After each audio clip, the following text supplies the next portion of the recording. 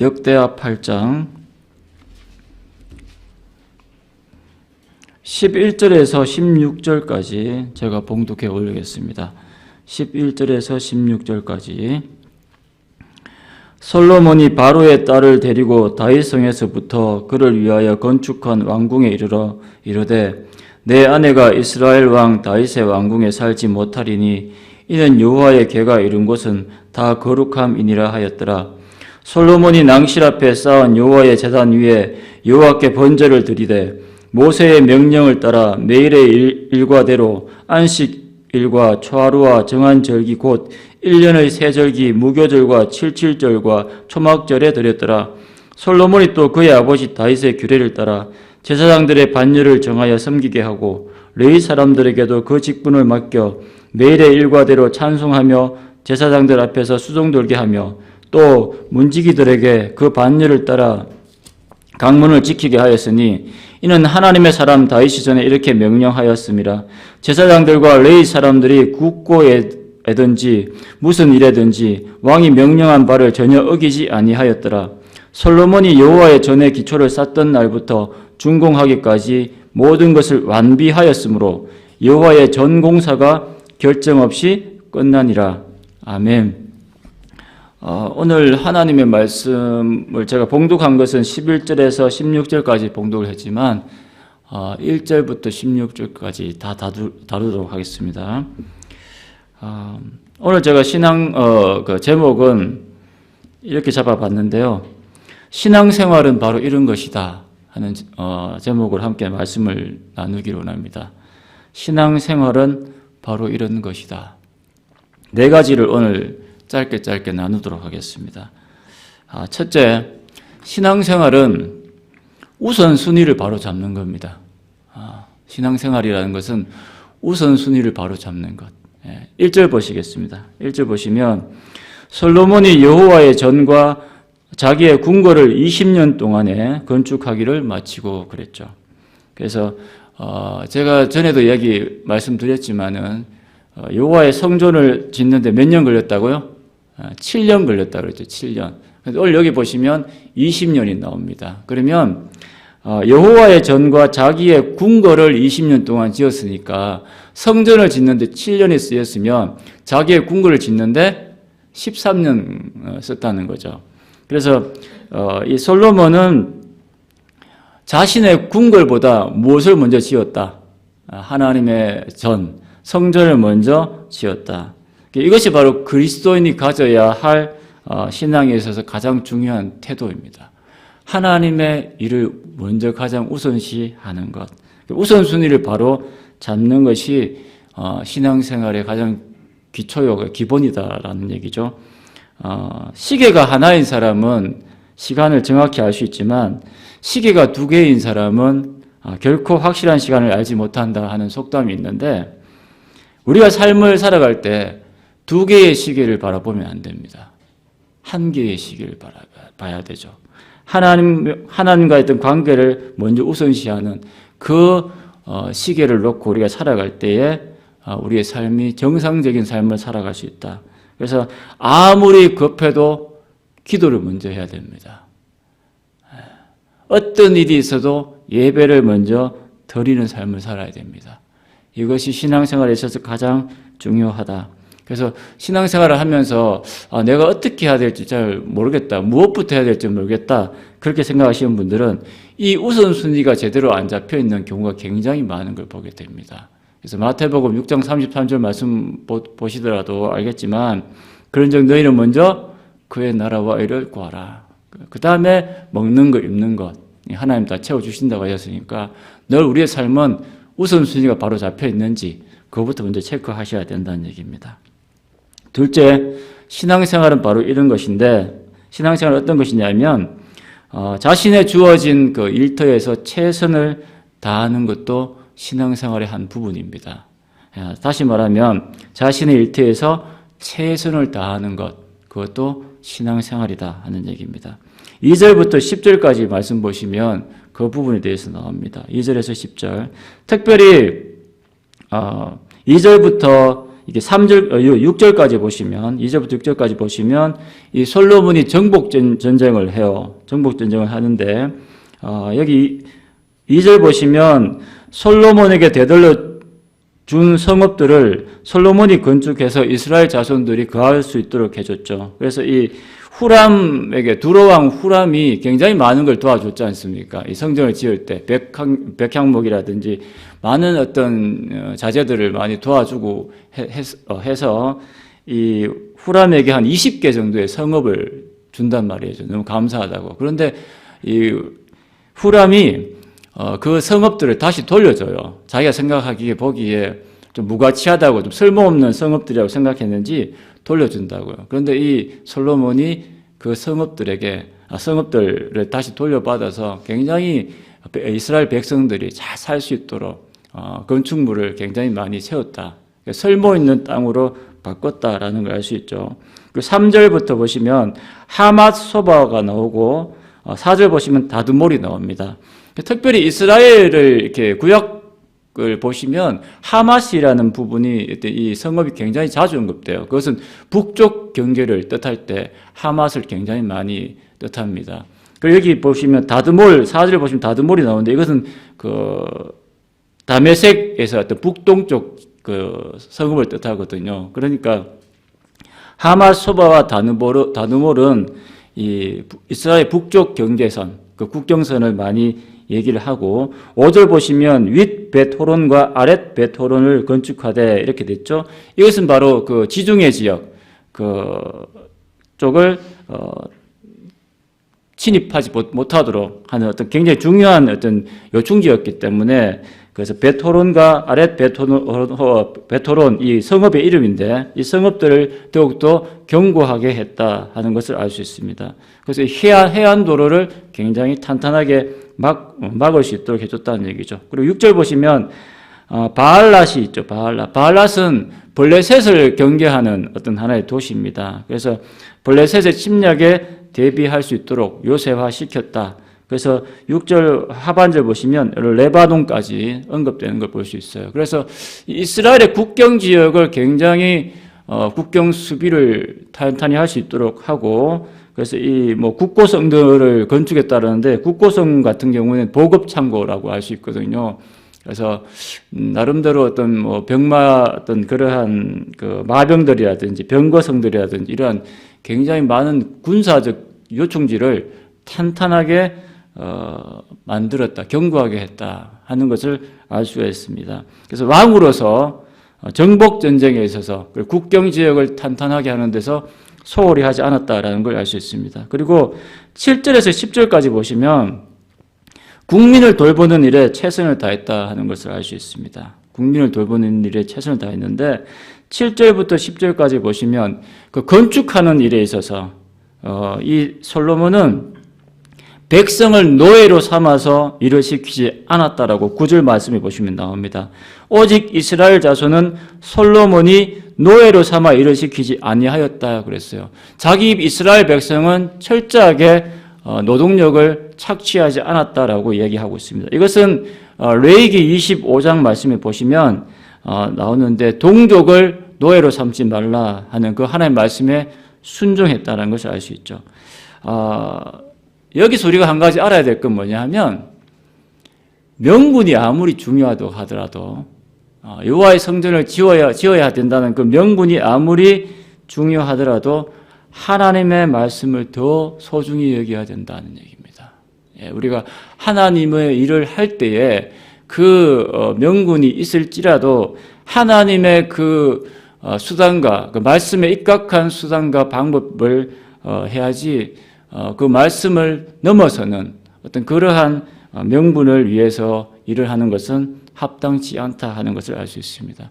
다시 말하면 솔로몬은 이 왕으로서 정복 전쟁과 국민을 돌보는 일에 최선을 다했습니다.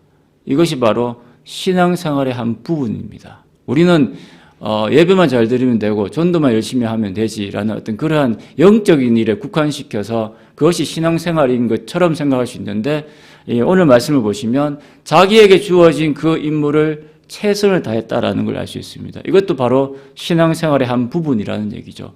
우리의 직장생활, 우리의 사업터, 우리의 학생으로서의 어떤 공부하는 학업적인 부분에 있어서도 최선을 다해야 됩니다. 이것이 바로 하나님께 영광을 돌리는 신앙생활이다라는 얘기죠. 우리는 이런 일에 대해서 굉장히 착각해서는 안 됩니다. 예. 그래서 내가 가정주부로서 또 주어진 어떤 아버지의 어떤 입장에서 또는 직장에서 어떤 회사원으로서 일을 할 때 최선을 다해야 되고 한편으로는 좀 야망과 어떤 포부를 좀 가지고 세상 사람들과 어떤 경쟁 어떤 속에서 승리할 수 있도록 이겨낼 수 있도록 그런 마음으로 살아가는 것도 하나의 신앙생활이라 하는 얘기입니다. 세 번째, 신앙생활은 바로 이런 것이다. 결혼 생활에 있어서 거룩함을 먼저 생각해야 하는 겁니다. 이것도 신앙생활입니다. 결혼 생활에 있어서 거룩함을 먼저 생각했다. 11절 보시겠습니다. 솔로몬이 바로의 딸을 데리고 다윗성에서부터 그를 위하여 건축한 왕궁에 이르러 이르되 내 아내가 이스라엘 왕 다윗의 왕궁에 살지 못하리니 이는 여호와의 궤가 이룬 것은 다 거룩함이니라 라고 말씀하고 있죠. 바로의 딸과 정략 결혼을 했어요. 솔로몬이. 정략 결혼이라고 하는 것은 사랑을 해서 결혼을 한 게 아닙니다. 그죠? 국제 정세의 어떤 그 흐름에 맞춰서 그 이방 여자를 받아들일 수밖에 없었죠. 그래서 이방 여자를 아내로 받아들였는데 문제는 뭐냐면 이 사람이 이 여자가 유대인이 아니죠. 정략 결혼에 의한 것이니까.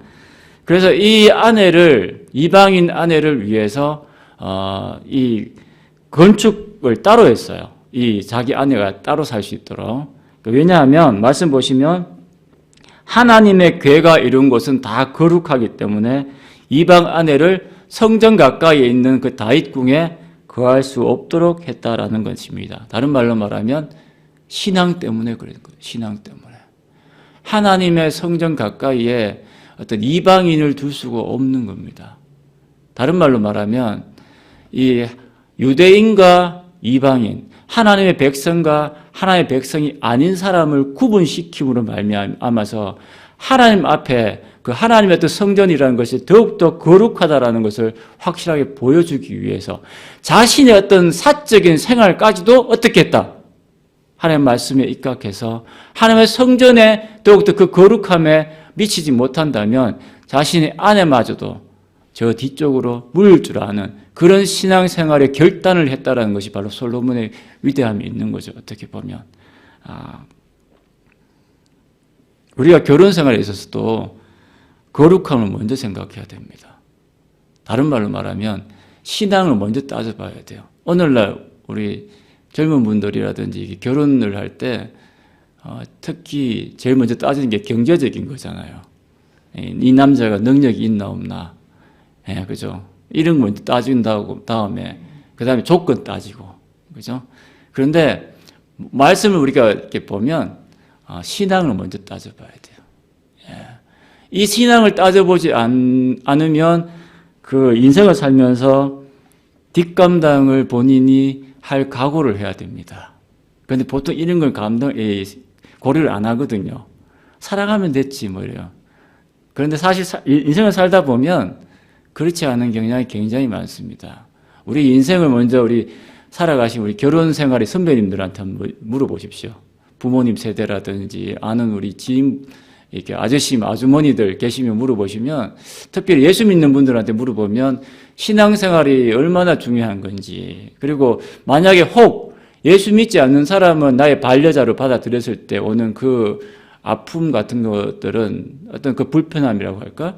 이런 것들은 참 말로 표현 못하는 부분들이 있어요. 내가 사랑이라는 이유만으로 했는데 결국에는 신앙이라는 이유가 마지막 어떤 걸림돌이 되는 그런 것들이 굉장히 많습니다. 그래서 특별히 우리 그 자녀들에게 혹시 반려자를 놓고 기도를 한다면 가장 먼저 신앙 있는 사람이 먼저 되었으면 좋겠다 하는 걸 철저하게 놓고 기도를 하시고 그 부분에 있어서 굉장히 중요하다라는 사실을 계속 인지시켜 주는 것이 굉장히 중요합니다.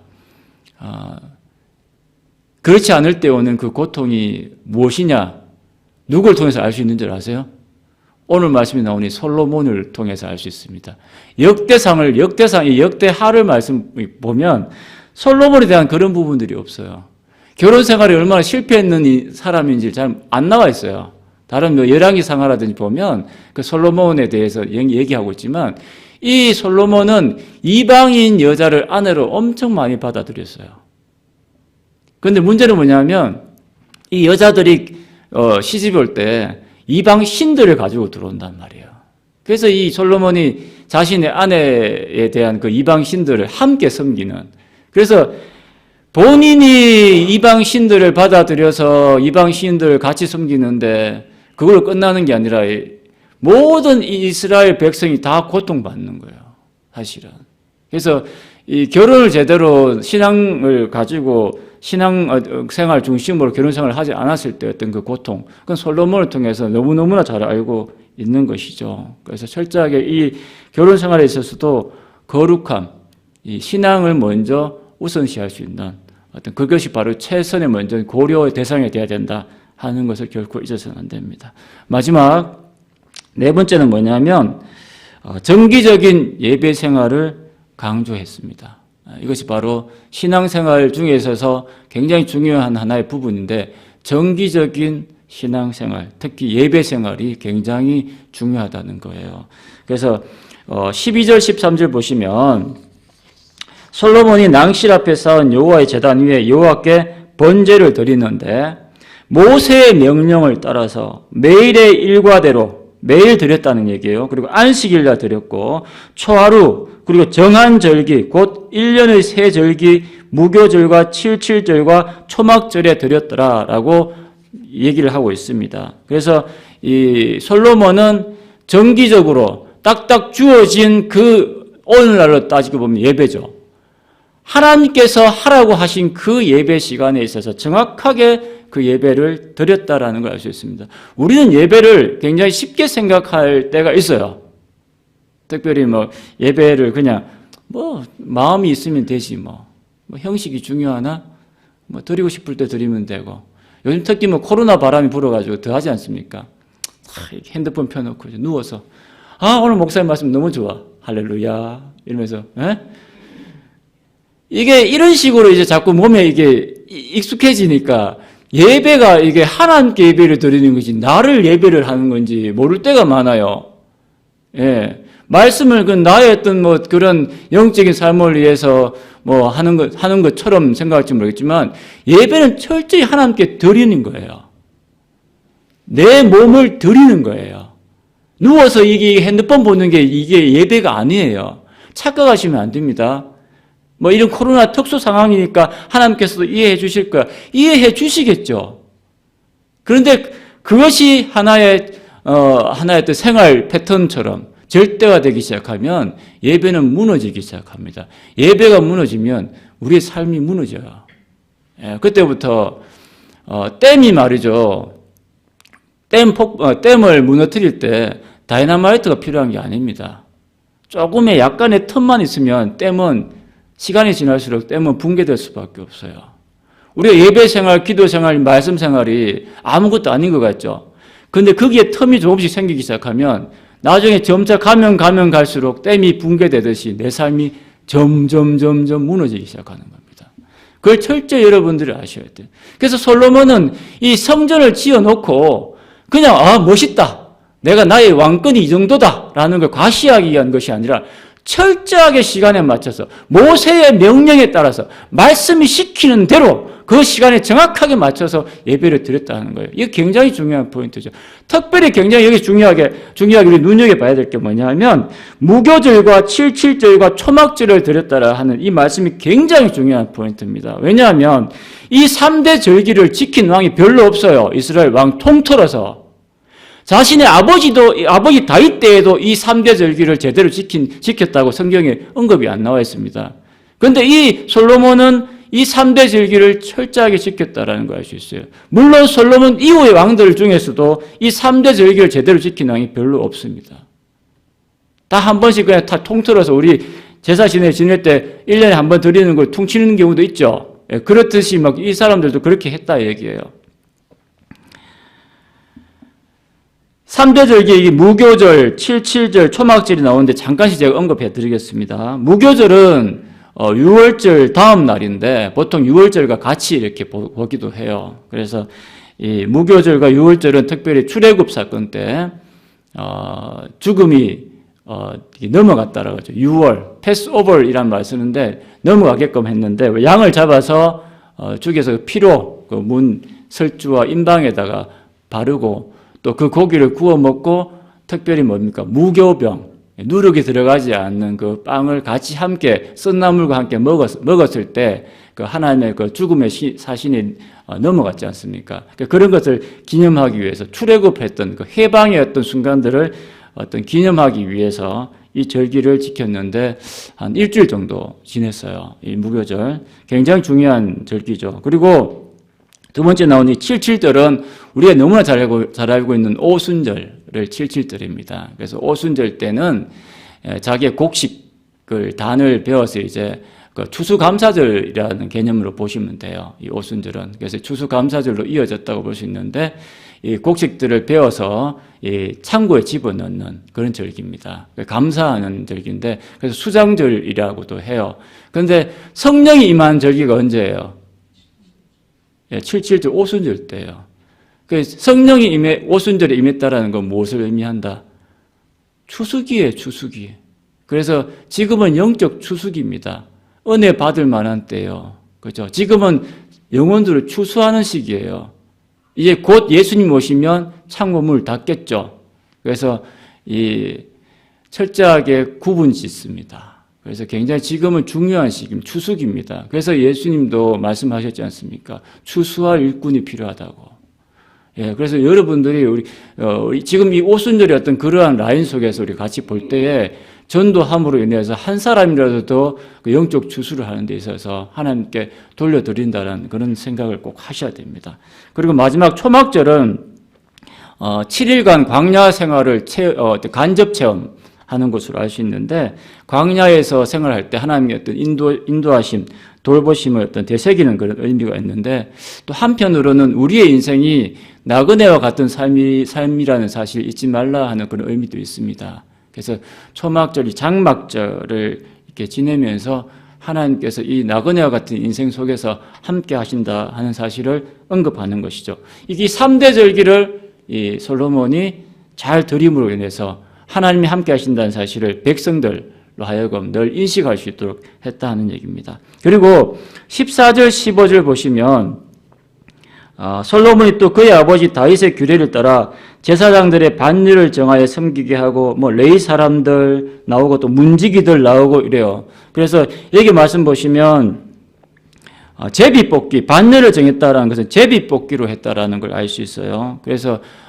이 제사장들이 일을 할 때에 어떤 특권청이라든지 이런 것들을 다 이제 배제시킨 상태에서 제비뽑기로 순서대로 해서 일을 탁탁 맡을 수 있도록 했었어요. 그래서 이 레위 문지기까지 예배를 제대로 드리기 위해서 세심하게 관리를 했다는 걸 알 수 있겠죠. 그러니까 하나님의 이 예배가 소홀해지지 않도록 맡은 자들이 지치지 않도록 불만이 나오지 않도록 철저하게 이 예배를 굉장히 정기적으로 잘 드릴 수 있도록 최선을 다해 세심하게 배려를 했다는 걸 알 수 있습니다. 이 정도로 신경을 쓰니까 15절 말씀 보시면 제사장들과 레위 사람들이 국고 일이든지 무슨 일이든지 왕이 명령하는 바를 전혀 어기지 아니했다라고 얘기하는 겁니다. 주님의 일을 하나님의 일을 하는데 감사하게 일을 할 수밖에 없는 거죠. 이 정도로 이렇게 세심하게 했었으니까. 신앙생활은 바로 이런 것이다라는 제목으로 제가 4가지를 오늘 나눴습니다. 첫째, 우선순위를 바로 잡아야 된다. 둘째, 자신의 일터에서 최선을 다하는 것도 하나의 신앙생활이다. 셋째, 결혼에 있어서도 거룩함을 생각해야 된다. 넷째, 정기적인 예배 생활을 철저하게 지키고 강조해야 된다 하는 4가지를 말씀드렸는데 제가 이 말씀을 맺으면서 한 가지 꼭 짚고 넘어가야 될 게 있어요. 저도 사실 은혜를 많이 받았어요. 16절입니다. 같이 보겠습니다. 솔로몬이 여호와의 전에 기초를 샀던 날부터 준공하기까지 모든 것을 완비하였으므로 여호와의 전 공사가 결점 없이 끝나니라라고 말씀을 마무리 짓죠. 자, 여호와의 전에 기초를 샀던 날부터 준공하기까지 모든 것을 완비했고, 그래서 결점 없이 잘했다. 자, 보십시오. 이게 왜 중요하냐면 요 16절 말씀이 성전 건축에만 국한되는 것일까요? 성전을 이렇게 잘 지었다 라는 그걸 강조하기 위한 것일까 하는 얘기입니다. 뭐냐면 앞에서 나오는 국경을 넓히고 어떤 나름대로 결혼 생활을 어떤 이방 아내를 나름대로 그 배려하는 어떤 그런 것까지, 그리고 또 절기를 지키는 것, 이 모든 것은 무엇과 관련이 있다는 겁니까? 성전 건축하는 데 관련이 있다는 얘기죠. 할렐루야. 성전만 번듯하게 잘 짓는 게 끝나는 게 아니라 국경을 튼튼하게 하고 자신의 그 아내까지도 나름대로 그 말씀에 입각해서 배려할 정도로 세심하게 기울이고 정기적인 예배 생활, 그리고 모든 어떤 그런 절기를 지키는 것까지도 무엇과 관련해서 그것들을 다 했다. 성전 건축하는, 성전을 중심으로 살아가는 데 있어서 그 모든 것도 다 연관이 있다라는 얘기예요. 그렇게 한 다음에 성전이 이렇게 아름답게 세워졌습니다라고 얘기하는 거예요. 다른 말로 말하면 우리가 하나님을 중심으로 살아가는 영적인 삶이 단순하게 예배 드리는 이것만 되는 것이 아니라 내가 살아가는 모든 영역이 어떻게 된다? 하나님 말씀대로 돌아가야 된다는 얘기입니다. 할렐루야. 예, 이것이 바로 신앙생활은 바로 이런 것이다라는 걸 우리가 알아야 된다는 얘기죠. 예, 기도하시겠습니다.